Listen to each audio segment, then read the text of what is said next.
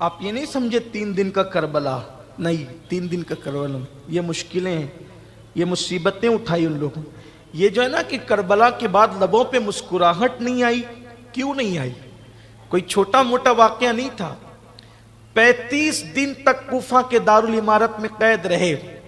پھر یزید پلید کا خط آیا کہ ان کو یہاں بھیج دو، یہاں بھیج دو، یہاں روانہ کر دو.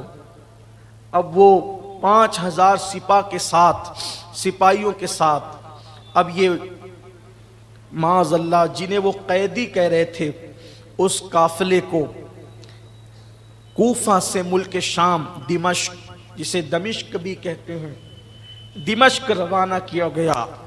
جب دمشق وہ قافلہ چلا تو وہی نیزے پہ سر تھے. کم و بیش انہوں نے اتنے مقام پر پڑاؤ کیا اور ہر شہر جو بڑا شہر پڑتا تھا وہاں جو وہ گھمایا کہ دیکھو جس نے یزید کے ساتھ بغاوت کی اس کا انجام یہ ہوا. اس لیے جو بھی یزید کے ساتھ بغاوت کرے گا اس کا انجام یہ ہوگا. وہ سر لے کر کے گھومتے رہتے اور آگے بڑھتے رہتے. روایتوں میں آتا ہے کہ جب وہ سر لے کر کے چلے تو وہاں پر ان کو پڑاؤ کرنا تھا. ان کو ایک گرجا ملا. اس گرجے کو میں نے دیکھا ہے. میں جب ملک شام گیا 2005 میں تو میں نے اس گرجے کو دیکھا. وہ گرجا ملا، پتھر کا، ابھی بھی پتھر کا وہ بنا ہوا ہے. گرجا ان کو ملا. وہ گرجا کے پاس رکے اور وہاں انہوں نے پڑاؤ کیا. گرجا کا راہب کبھی باہر نہیں آتا تھا گرجا سے. اس کو کچھ محسوس ہوا، وہ گرجا سے باہر آیا اور گرجا سے باہر آنے کے بعد اس نے کہا یہ کس کا سر ہے؟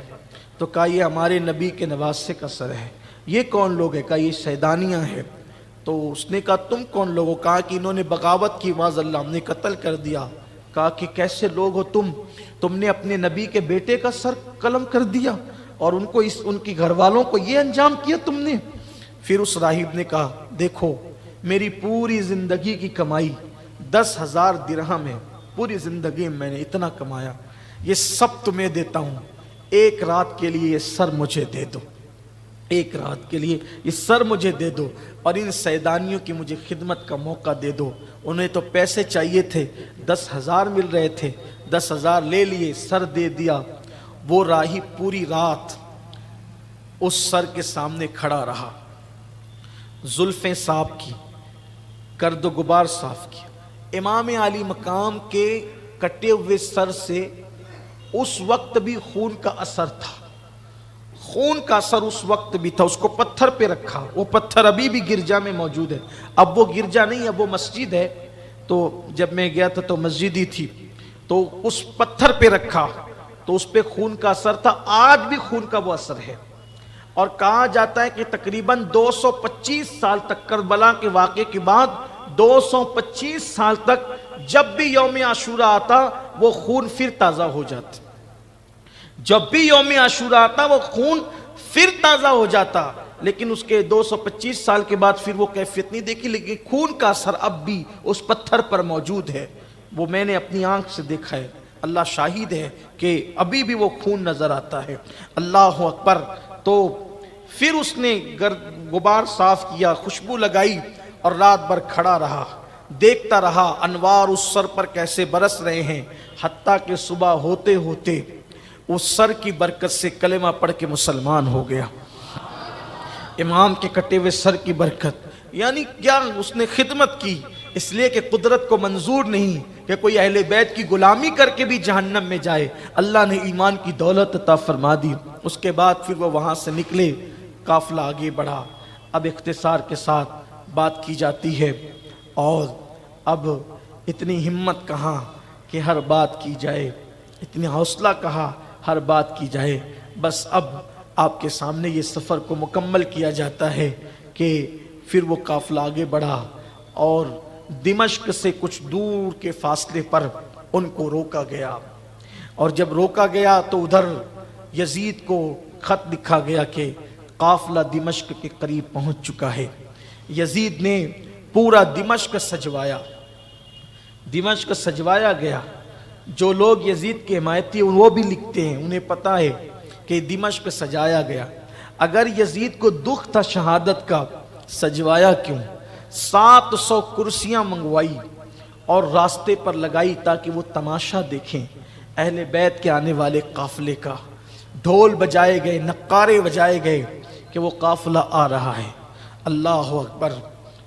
پھر یہ کیفیت ہوئی کہ جب وہ قافلہ دمشق میں داخل ہوا، یہاں پر مجھے ایک روایت یاد آتی ہے، میں پڑھنا چاہتا ہوں. مشہور سی روایت ہے اور اس کو بہت بیان کرنے والوں نے بھی بیان کیا ہے کہ جب دمشق کے قریب وہ قافلہ پہنچا اور اس کے مضافات میں رکا وہ قافلہ، چونکہ میں آپ کو پہلے بتا چکا ہوں، آپ 22 سال سے بار بار سنتے ہیں کہ روایات میں بڑا اختلاف ہے، الگ الگ مورخین نے الگ الگ بات بیان کی ہے. جب وہ دمشق کے قریب قافلہ پہنچا، ابھی کچھ منزل پر تھا دمشق شہر، رات اندھیری تھی. اندھیری رات میں دیکھا کہ ایک نقاب پوش بڑھیا، ایک برقع پوش بڑھیا وہاں کھانا پانی لے کر کے کھڑی ہے. اور کھڑی ہونے کے بعد سیدہ زینب کے پاس آتی ہے، کہتی ہے بی بی یہ کھانا ہے، یہ پانی ہے، قبول کرو، یہ قبول کر لو. سیدہ زینب نے کہا اے خاتون تو کون ہے، کون ہے تو اور یہ کیوں لے کر کے آئی ہے؟ یہاں تو ہمارے ساتھ کوئی ہمدردی کرنے والا نہیں ہے. اونٹ کی ننگی پیٹھ پر ہمیں گھمایا جا رہا ہے، شہر شہر گھمایا جا رہا ہے. جنہوں نے کبھی گھر چھوڑ کے آنگن میں بھی قدم نہیں رکھا تھا بغیر عذر شرعی کے، آج ان کو شہر شہر گھمایا جا رہا ہے. یہ کون ہے تم، کیوں ہمدردی کر رہی ہو؟ اس نے کہا بی بی اندھیرا تھا، بات اتنی ہے. سیدہ پاک نے اپنے بالوں سے چہرہ چھپا رکھا تھا. بات اتنی ہے کہ میں سیدہ فاطمۃ الزہرا کی کنیز ہوں، میں کنیز ہوں ان کی، اور میرا نام فضہ ہے، میرا نام فضہ ہے. بس بات اتنی ہے کہ جس وقت سیدہ فاطمہ دنیا سے جا رہی تھی تو انہوں نے مجھے وصیت کی تھی فضہ سن 60 ہجری کے بعد ایک قافلہ آئے گا دمشق. 60 ہجری کے بعد ایک قافلہ آئے گا دمشق میں، ان کی خدمت کرنا، ان کو کھلانا پلانا، خدمت کرنا. اس پر میری روح بہت خوش ہوگی. بی بی چونکہ فاطمہ میری شہزادی ہے، میں ان کی کنیز ہوں، لیکن میں نے زندگی کا بڑا حصہ ان کی غلامی میں گزارا. جب ان کا وصال ہو گیا پھر حالات ایسے بنے کہ میں نے مدینے میں رہنا مناسب نہیں سمجھا، تو پھر میں مدینے چھوڑ کر دمشق آ گئی ہوں. اور اب اتنی بوڑھی ہو گئی ہوں کہ میں دوبارہ مدینے جانے کی ہمت نہیں کرتی. اب بس ایک تمنا ہے میری، ایک تمنا ہے کہ جب میں مدینے سے نکلی تھی بی بی زہرا پاک کی وصال کے بعد، تو میری گود میں ایک بچی بی بی کی پرورش پاتی تھی، اس کا نام زینب تھا، اور وہ میری بی بی کی بڑی ہم شبی اور ہم شکل تھی. چونکہ بی بی نے کہا کہ اس قافلے کی خدمت کرنا، تو ہر رات سن 60 ہجری جیسی لگی، ہر رات میں کھانا پانی لے کر آتی ہوں، شام سے کھڑی ہوتی ہوں، صبح تک رہتی ہوں، قافلہ نہیں آتا چلی جاتی ہوں، پھر دوسرے دن آتی، پھر قافلہ نہیں آتا چلی جاتی ہوں. آج تم ملے مراد پوری ہوئی، اب یہ خدمت قبول کرو اور ایک دعا کر دو، کیونکہ میری بی بی نے تمہارے لیے خدمت کے لیے کہا تم معمولی لوگ تو نہیں ہو، تو دعا کر دو بس کہ مرنے سے پہلے ایک بار میں زینب کو دیکھ لوں اور حسین کو دیکھ لوں، کیونکہ یہ دونوں میری گود میں پلے ہیں، ایک بار دیکھنا چاہتا. دعا کر دو بی بی. بس اتنا سننا تھا. زینب پھوٹ پھوٹ کے رونے لگی، اور روتے روتے جب سسکیاں بلند ہونے لگی تو فضہ نے پوچھا بی بی کیا بات ہے کہ میں زینب کا ذکر کرتی ہوں اور حسین کا ذکر کرتی ہوں تو تیرے جذبات بے قابو ہو جاتے ہیں؟ کیا نسبت ہے تجھے زینب سے، کیا نسبت ہے تجھے حسین سے، تو سیدہ نے کہا وہ جو کٹا ہوا سر ہے وہی حسین کا سر ہے، اور یہ جو ہاتھ میں ہتھکڑیاں پیر میں بیڑیاں ہیں یہی زینب ہے۔ اللہ اکبر۔ پوچھا بی بی یہ حال کیسے ہوا؟ سیدہ پاک نے کچھ باتیں بتائی اور پھر فضا ساتھ ہو گئی، سیدہ فضا ساتھ ہو گئی۔ پھر یہ قافلہ دمشق میں صبح کے وقت داخل ہوا، اور داخل ہونے کے بعد پھر دمشق میں پھرایا گیا۔ ایک صحابی رضی اللہ تعالی عنہ وہاں پر حضرت سہیل رضی اللہ تعالی عنہ، سہیل ابن سعد تجارت کے لیے ملک شام آئے تھے مدینہ منورہ سے۔ جب دیکھا کہ دمشق سج رہا ہے، ڈھول بج رہے ہیں، اعلان ہو رہے ہیں، تو پوچھا یہ خوشی کا موقع کیا ہے یہاں؟ تو بتایا گیا کہ حسین کو قتل کر دیا گیا، کٹے ہوئے سر اور ان کے اہل بیت کا قافلہ آ رہا ہے۔ تو آپ نے پوچھا کہ کس دروازے سے وہ داخل ہوں گے؟ تو کہا کہ بابو سعد سے وہ داخل ہوں گے۔ تو آپ نے کوشش کر کے وہاں پر جگہ بنائی، اور اس کے بعد جب کٹے ہوئے سروں کو دیکھا اور بیویوں کو قیدی کی حالت میں دیکھا، رو پڑے، برداشت نہ کر سکے، ہمت نہیں تھی کہ جا کر کے کچھ بات کرتے۔ سب سے چھوٹی عمر سیدہ سکینہ کی تھی۔ سکینہ کے پاس جا کے بی بی کوئی مدد کر سکتا ہوں؟ تو حضرت سہیل سے انہوں نے کہا کہ آپ کون ہیں؟ یہاں تو ہمارا کوئی ہمدردی نہیں، آپ کے نبی کا صحابی ہوں، آپ کے نانا کا صحابی ہوں، اہل بیت کا محب ہوں، کچھ خدمت کرنا چاہتا ہوں۔ کہ اگر کچھ کرنا چاہتے ہیں تو ایک کام کریں، ان سروں کو آگے کروا دیں، کیونکہ جب لوگ سر دیکھتے ہیں تو ہمیں بھی دیکھتے ہیں، سر آگے ہو جائیں گے تو لوگ سر دیکھنے میں مصروف رہیں گے تو ہمیں نہیں دیکھیں گے، ہم سے توجہ ہٹ جائے گی۔ پھر اس کے بعد اب ذرا دل تھام کر بس اتنی بات سن کر احساس کریں، بس ایک پیغام، نمازوں کو چھوڑنے سے پہلے داستان کربلا یاد کرنا، داڑیاں مڈا کر گٹروں میں پھینکنے سے پہلے داستان کربلا یاد کرنا، گناہ کرنے سے پہلے، زنا کے اڈوں پہ جانے سے پہلے داستان کربلا یاد کرنا، ہاتھوں میں موبائل فون لے کر زنا کے مناظر دیکھنے سے پہلے داستان کربلا یاد کرنا، حرام کھانے سے پہلے داستان کربلا یاد کرنا کہ کس قدر دین کو بچانے کے لیے، اقدار اسلام کو بچانے کے لیے قربانیاں دی ہے خاندان نبوت نے۔ پھر اتنا خیال کرنا کہ ہم عاشق کہلا کر ان کے مشن کو کیسے پامال کر رہے ہیں۔ دمشق کے اندر اس انداز سے قافلہ داخل ہوا کہ سیدانیاں بغیر چادر کے اونٹوں کی ننگی پیٹھ پر بیٹھی ہوئی ہیں، اور ان کی گردنیں بچوں سے بندھی ہوئی اور جھکی ہوئی ہیں۔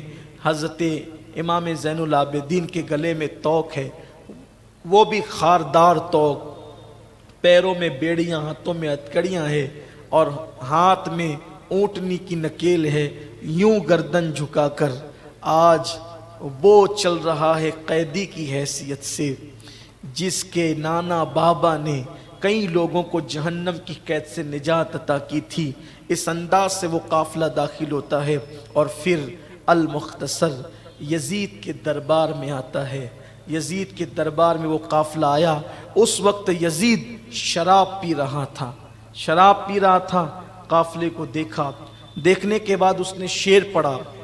شعر جو پڑھا ہے اس نے یہ کہا کہ میں عتبہ کی اولاد نہ ہوتا اگر میں ان سے بدلہ نہ لیتا۔ یہ عتبہ کون؟ جو بدر میں مارا گیا تھا، وہ بدبخت عتبہ جو بدر میں مارا گیا تھا، اس کی طرفداری کرتے ہوئے کہہ رہا ہے کہ میں عتبہ کی اولاد نہ ہوتا اگر میں ان سے بدلہ نہ لیتا، اور کہتا کہ بدر میں جو ہمارے ساتھ سلوک کیا ہم نے وہ بدلہ ان کے بہتر لوگوں سے لے لیا۔ اور پھر اس بدبخت نے کہا کہ معاذ اللہ، بنو ہاشم پر کوئی وحی نہیں آئی، انہوں نے تو یوں ہی بادشاہت کے لیے ڈھونگ رچایا تھا، العیاذ باللہ۔ اس طرح کی باتیں اس بدبخت نے کہی، اور بھی روایتیں ملتی ہے، اور پھر ان کو دربار میں کھڑا کر دیا گیا۔ جب کھڑا کیا گیا تو اس ظالم نے بھی اسی طریقے کی بات کی کہ ہاتھ میں چھڑی لے کر امام علی مقام کے لبوں کو اس نے بے ادبی کرنا شروع کی۔ اتفاق سے وہاں روم کا سفیر بیٹھا ہوا تھا، ایک یہودی عالم بیٹھا ہوا تھا۔ روم کے سفیر نے کہا یہ اتنا خوبصورت کس کا سر ہے؟ تو اس نے بڑے گھمنڈ سے کہا یہ محمد کے نواسے کا سر ہے اور ہم نے اس کو کاٹ دیا ہے۔ تو اس نے کہا تم لوگوں نے قتل کیا؟ اس نے فخر سے کہا ہاں ہم نے قتل کیا۔ تو وہ روم کا سفیر کہتا ہے حیرت ہے تم پر، ہمارے پاس عیسیٰ علیہ السلام جس گدھے پر سواری کرتے تھے اس گدھے کے پیر میں جو نال ہوتی ہے، نال، وہ نال ہے، وہ گدھا نہیں ہے، گدھے کے پیر کی نال ہے، نال، اس کا ہم اتنا احترام کرتے ہیں، جیسے تم کعبے کو جاتے ہو ویسے ہم اس کے احترام میں وہاں تک سفر کرتے ہیں۔ اور تم نے نبی کا نواسا؟ اور جو یہودی عالم بیٹھا ہوا تو اس نے کہا کہ داؤد علیہ السلام سے لے کے مجھ تک 70 پشتوں کا فاصلہ ہے، یعنی 70 پشتوں کے بعد میں داؤد علیہ السلام کی اولاد میں سے ہوں۔ یہودی میرا اتنا احترام کرتے اور تم نے نبی کے سگے نواسے کو، ان کے بیٹے کو شہید کر دیا، حیرت ہے تم پر، تو حق پر نہیں ہے یزید۔ یہ کہہ کے اٹھ گیا۔ یزید کو رحم اللہ کہنے والے اور امیر المومنین کہنے والے ذرا یہودی سے یہ بات سیکھ لیں کہ یہودی کہہ رہا ہے کہ تم نے قتل کیا، حق پر تم نہیں ہو سکتے کیونکہ تم نے نبی کے بیٹے کو قتل کیا، نبی کے بیٹے کو شہید کیا۔ اس کے بعد دربار میں کھڑا کیا گیا۔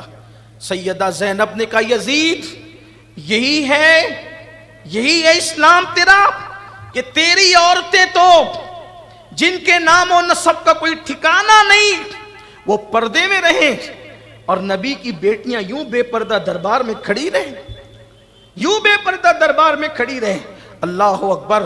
اور پھر سیدہ پاک نے دربار میں خطبہ دیا، وہ آپ کا دمشق کے دربار کا خطبہ، حمد و صلات کے بعد کہا اللہ نے ہمارے گھر میں ہمارے نانا پہ قرآن نازل کیا اور ہمارے لیے انما یرید اللہ لیذھب عنکم الرجس آیہ تطہیر نازل فرمائی، ہماری محبتوں کو لوگوں پہ لازم کر دیا اور تم نے ان کے ساتھ یہ سلوک کیا کہ بھوکا پیاسا میرے بھائی کو شہید کیا۔